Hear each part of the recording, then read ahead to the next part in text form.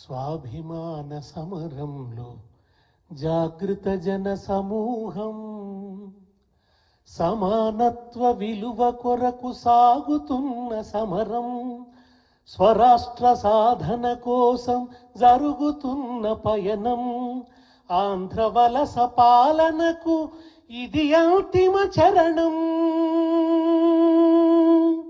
చేరువలోనే ఉన్నది చెరవీడే సమయం, ఆ ఉదయంలో ధ్వనించును, ఆ ఉదయంలో ధ్వనించును జయశంకరు హృదయం.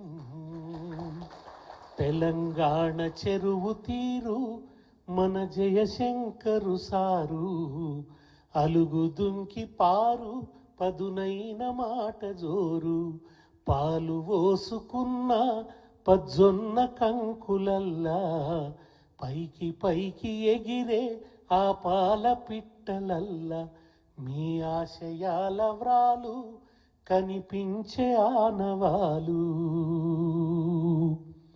1952 ముల్కీ ఉద్యమం, 69 తొలిదశ ఉద్యమం, మళ్ళీ 96 నుంచి ప్రారంభమై నా మలిదశ ఉద్యమం. ఈ 3 ఉద్యమాలకి కర్మసాక్షి, ఒక ఉద్విగ్న భాగస్వామి, మనందరికీ గొప్ప ప్రేరణ ఇచ్చినటువంటి వ్యక్తి జయశంకర్ గారు. ఆయన నుంచి మనం నేర్చుకోవాల్సింది, ఒక దశలో ఎవరు వినేవాళ్ళు లేరు తెలంగాణ గురించి చెప్తే 69 ఉద్యమం తర్వాత, కానీ ఆయన వదలలేదు.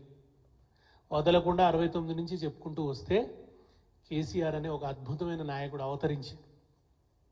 దానికి ముందు పూర్వరంగం అంతా వాళ్ళు సిద్ధం చేసి పెట్టారు కనుక